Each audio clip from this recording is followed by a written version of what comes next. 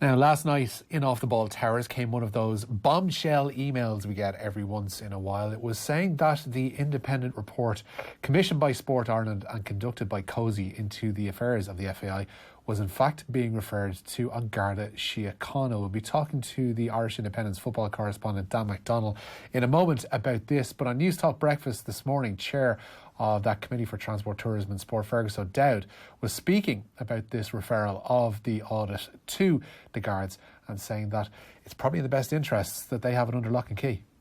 Yeah, I think this would have never seen the light of day, even though it's quite dark for us now to know what's going on.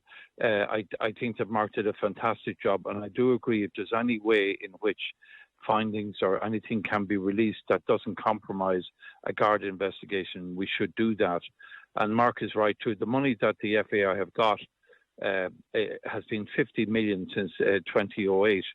So, there's a lot of money going into that organisation. And if there are questions now, there must be questions. I don't know what the issues are, but they must go back a long time. I spoke to the Minister yesterday, and I agreed that, obviously, clearly, natural justice and due process has to happen. But I think if there's conclusions separate that don't infringe or touch on any potential legal or other inquiry, that we should try and do that. And the other thing I feel is that, why should women's soccer suffer? Why should young people's soccer suffer in terms of money being withheld from them? When the money was stopped initially or was held back, we all expected to report it in 2 or 3 months. This could go on for another 6-9 months easily. 6 to 9 months, says the chair of the committee, Fergus O'Dowd. Dan McDonnell, there is a fear that it could stretch on even longer than Fergus O'Dowd is suggesting there. We, much like yourselves, have probably seen the back and forth emails between the committee and Sport Ireland over the past while, saying that there would be delays and they're wondering when they were going to be back in front of the committee, etc., etc. I don't think necessarily we were expecting the KOSI report to bring about a referral to the Guards last night, were we?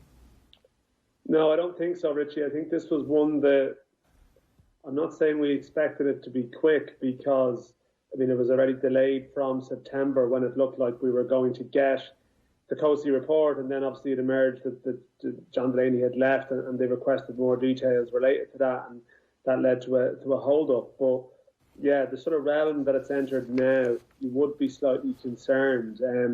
And the problem, I know you can't really speculate about anything that's happened here in any respect, but what we do know with certainty is that this was meant to be part of a process for closure, and not, okay, closure is probably ambitious because there's an ODCE inquiry going on that we knew was going to take potentially years, but I guess in terms of being part of a process towards some form of closure, some form of moving to the future, and the KOSI report and the outcome of the reports was tied in with the AGM resuming the accounts, the appointment of independent directors. And now I guess that the first hurdle here is sort of as veered into the territory of a Gardaí inquiry that could take an unspecified period of time.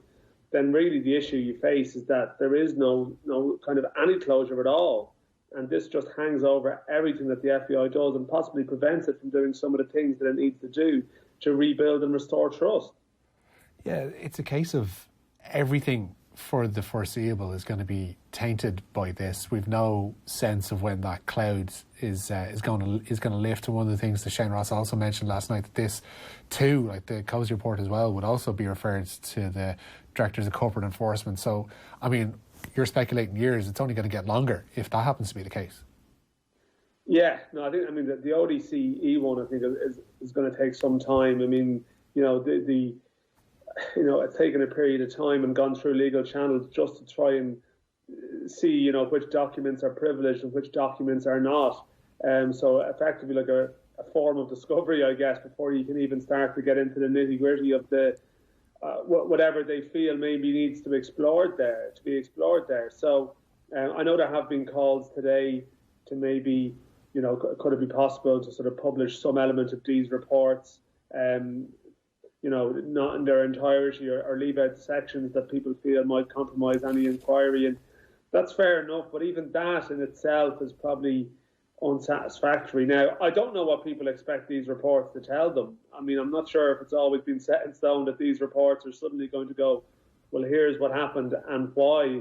You would assume that whatever is contained within them, you need to hear from individuals involved to explain their role. And this was something that, I would say, as much as your initial question, and it's fair enough to say this came as a surprise, there were some soundings in recent press conferences given by people in the FAI alluding to the fact that you can't necessarily just publish reports without, which will contain statements about people without giving these people some kind of right to reply or right to explain. So I guess you can understand why there would be a hold-up to some degree with aspects of that. But just the language yesterday and the swift referral to the Gardaí, it just makes you feel that this is going to be a slog. And this is just one aspect of a broad spectrum here. And I think, the FBI just every time they try and take a step forward, it seems they're not too back, and they're not really in control of the process of restoring their reputation, and that's the problem. Once they're not in control, then we're not going to be able to make any tangible progress. But in terms of a KOSI report or an audit into the books, is that not just a cold statement of how processes were laid out and how monies were spent? Does it really require a right of reply from people that might be involved? No, and it's a fair point. The scope of the KOSI one was quite broad, though. It started off as sort of an investigation of an exploration of how state funds were treated and were they dealt with properly and so on. So, and there's no suggestion that the actual state funds weren't.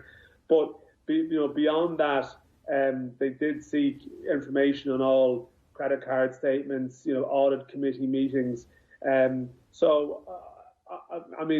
you're into the dangerous sort of realms of speculation here, but if it throws up stuff that doesn't seem to ring quite true, I'm not sure can you necessarily be deemed to sort of publish your concerns about something. You probably have to seek some concerns, some questions, follow-up questions about particular lines here, there. What does this mean? What did that mean? Where did that go? Etc. But I'm no expert in this topic. I don't think a lot of people in football speaking about it are experts on how these processes sort of carry themselves out. Maybe they're more familiar to people who've dealt with the political world and other inquiries of some description, that it's not always straightforward. It's not always a report is commissioned and then we get to see the results of the report and that's it, we move on. There's complications. But I guess the sense of disappointment comes from the language from people in authority in recent months that suggested that, we'll get KOSI done and then move on. The Dáil politicians, the Oireachtas Committee, they were very keen to see KOSI and bring people in again to one of these sort of Wednesday afternoon days in the Dáil. And they know they can't do that now, and they fear they may never get to do that. Are they in a position to bring in Sport Ireland? Because it's Sport Ireland who referred the audit to the Guards. It's not. Shane Ross says he hasn't even seen this thing, that it's actually Sport Ireland have seen it and have taken the step of referring it on to the Guards. So is there not a sense that John Tracy or some representative of Sport Ireland might come in front of the Oireachtas Committee and explain, without detail obviously because there's certain elements that they can't go through, but would they not explain the reasoning for passing it on to the Guards in so much as they can? I'm sure the request will be put in if it hasn't already, but that probably still has the potential to be a very unsatisfactory exercise. And I would imagine that the legal advice would be not to do that. And that's that's been downbeat. But I just reading the sort of various statements yesterday, I'd be surprised that they would put themselves in a position whereby they could face 10, 12 sets of questions that could be deemed to prejudice whatever may be ongoing. But the broader point here is that the FAI are probably, and I did a piece on this today, this would be my general opinion on it, that you can sort of get bogged down in the nitty-gritty of the details and what may or may not happen and so on, and the process. And I think a lot of people are even bored by hearing about those procedures. But what people within football want really is to be able to look forward to the future, but they can't do that until they find out what has happened in the past. And there's still a lot of questions over what happened over the last decade or so. There are still people who are, at a high level in the FAI during that period who are still involved with the FAI at the moment going forward. And while they may be confident that there's, that their reputations will be completely cleared by whatever's in these reports, while those reports haven't been digested publicly and people haven't had the chance to see them, this massive shadow hangs over everything that the FAI tries to do. If they can't bring in the independent directors who don't want to come in and, I suppose, spend their this new brief, this new task, again facing unanswered questions about the past, then you're in this impasse. You're going nowhere. So I don't see how the FAI can try and really plot a plan in any way until people have seen these reports. But if these reports remain sort of wrapped up in a legal process, then I don't know. I mean, you just face remaining this sort of laughing stock, whipping boy with no credibility, because you haven't actually dealt with questions that people have. Is there any merit to that suggestion that while we're waiting for these things to unfurl themselves, that there is a suggestion out there that women's and kids' grassroots football should have its funding restored while everybody else under the remit of the FAI kind of still has to go without? Is there any credence to that whatsoever, that may be a possibility?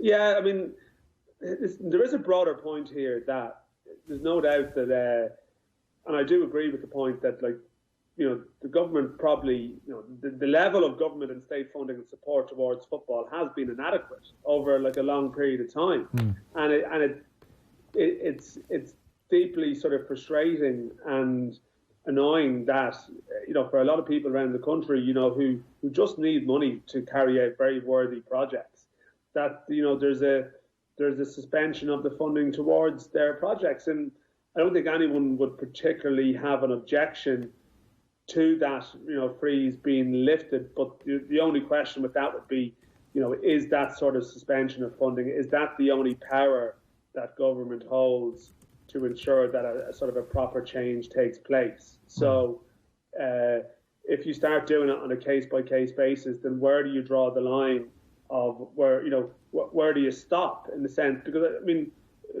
I know women's football and kids' football is mentioned, is right, but I mean, it's not to say that men's football is wrong for what happened here either. There's many worthy causes around the country. The vast majority of people have no idea what's been going on within the FAI. They've only heard various theories about it, but I don't know. I'm torn a bit on that, because yes, I mean, all these projects that are held up, it's wrong that they're held up, and yes, it's correct that they should receive some money. But if them receiving that money is deemed as evidence that we can carry on business as usual here, then you wonder, does that serve sort of a longer term purpose? So it's a difficult one. I mean, there may be an election, ministers may change, someone may come in with a completely different stance on that, but you have to be very careful in terms of how you manage that. Yeah, I mean, it's something that we normally probably wouldn't concern ourselves here on the show, but when you factor in that there is probably going to be an election here in May, we're going to be off on Christmas breaks pretty much soon until sometime into January. There's actually fairly little work and space and window to be working on this particular case for that Oireachtas Joint Committee, whether or not they actually do get hold of reports redacted or not over the next while. I believe you're off on your travels anyway, Dan, heading to Romania here. Yeah, the Euro 2020 draw is on Saturday, but really now, it's more pertinent is the fact that Noel Mooney and Donald Conway are over there, conducting meetings and business. And, UEFA has obviously been a very important figure in Irish football in the last 6 months, because they've been paying the bills, essentially, or providing the funds that help them pay the bills. So I'd imagine, the talking point stories coming out the next couple of days will not be related to a draw, and more so related to this ongoing situation, that could be ongoing for far more time than we would possibly have liked and bargained for initially. I mean, there is a draw on Saturday. We know that Ireland are in the draw, but they're also not really in the draw. And has Nathan given you his big folder of permutations yet that you can sift through and that you have to learn off when you try and get I wouldn't be referring to Nathan for that. I would do my own rough work on that, to be fair. I've heard some discussion. Listen, I've understood the Nations League until I've listened to off the ball output, and then I didn't understand it afterwards. So I'm not going to go down that road. There's one or two trusted people I would turn to. No reflection on Nathan's character, of course, but no, I'll steer clear. But we will know on Saturday who's coming to Dublin, with the exception of who the inverted commas host will be. We could all be Slovakian or Bosnian or Northern Irish. Yeah. For a month. Yeah, it's going to be an interesting few days for you, to say the least. I hope you get to see some of Romania as well. And thanks for treading through those murky waters of FAI business with us, Dan. Thanks so much. Cheers, Richie.